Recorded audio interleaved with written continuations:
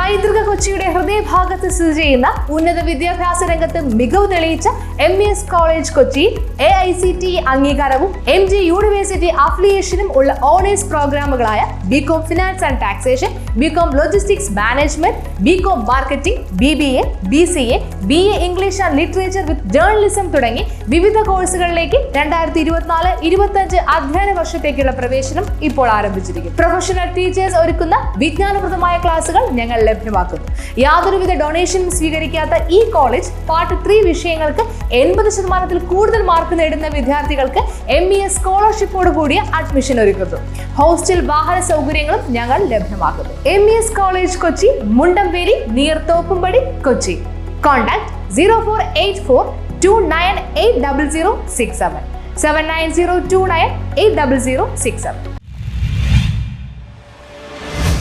പടിഞ്ഞാറെ മാപ്പിളത്തുരുത്ത് 976 number SNDP ശാഖയിൽ വിദ്യാർത്ഥികൾക്കായി വെക്കേഷൻ സംഗമം നടത്തി. പടിഞ്ഞാറെ മാപ്പിളത്തുരുത്ത് 976 നമ്പർ SNDP ശാഖയുടെ കീഴിൽ പ്രവർത്തിക്കുന്ന ബാലയോഗത്തിലെ കുട്ടികൾക്കും രക്ഷകർത്താക്കൾക്കും വേണ്ടി ഹൃദയാനന്ദം എന്ന പരിപാടി സംഘടിപ്പിച്ചു. ശാഖാ പ്രസിഡന്റ് ഷാനവാസിന്റെ അധ്യക്ഷതയിൽ കൂടിയ യോഗത്തിൽ വൈസ് പ്രസിഡന്റ് ബാലഗംഗാധര തിലകൻ സ്വാഗതം പറഞ്ഞു.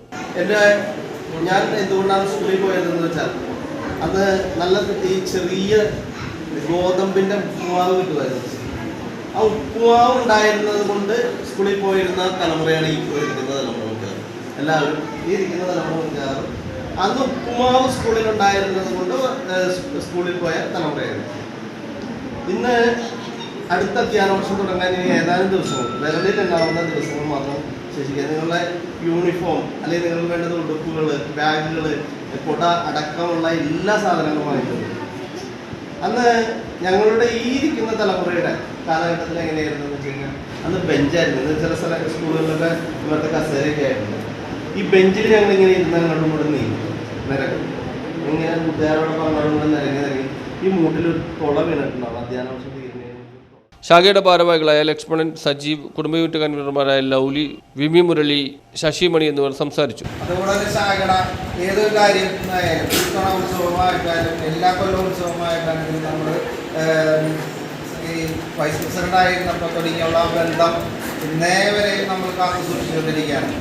ആ വ്യക്തിത്വം എന്ന് പറഞ്ഞു കഴിഞ്ഞാൽ അതോടൊപ്പം തന്നെ വേറൊരു ഭാഗ്യം കൂടിയുണ്ട് അദ്ദേഹത്തിന്. അദ്ദേഹം ഇത് കൈവച്ചാലും അതൊരു പുണ്യമായിരിക്കും. കാരണം ഈ അവസരത്തിൽ ഞാൻ പ്രത്യേകം ഓർക്കുന്നത് നമ്മുടെ ഈ ക്ഷേത്രം പൊളിക്കുന്ന സമയത്ത് പൊളിച്ച് പുതിയ ക്ഷേത്രം പണിയാനായിട്ട് നമ്മൾ വിദ്യാർത്ഥികളിൽ മൂല്യബോധം വളർത്തുന്നതിനും വ്യക്തിത്വ വികസനത്തിനും ഉതകുന്ന പ്രവർത്തനങ്ങൾ കഥയിലൂടെയും കളികളിലൂടെയും ഷീല ടീച്ചർ, രാജലക്ഷ്മി ടീച്ചർ എന്നിവർ അവതരിപ്പിച്ചു. ഗുരു എൻ്റെ അടുത്ത് പറഞ്ഞു, എനിക്ക് ഒരു സന്തോഷമില്ല എൻ്റെ ജീവിതത്തിൽ. പണത്തിന് പണമുണ്ട്, ക്വാളിഫിക്കേഷൻ ഉണ്ട്, എല്ലാം ഉണ്ട്, പക്ഷെ എനിക്ക് സന്തോഷമില്ല.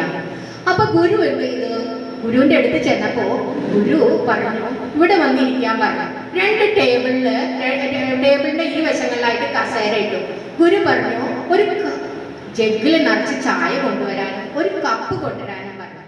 ശശിമണി ടീച്ചറിന്റെ കൃതജ്ഞതയോടെ യോഗം അവസാനിച്ചു. News bureau, Paravur.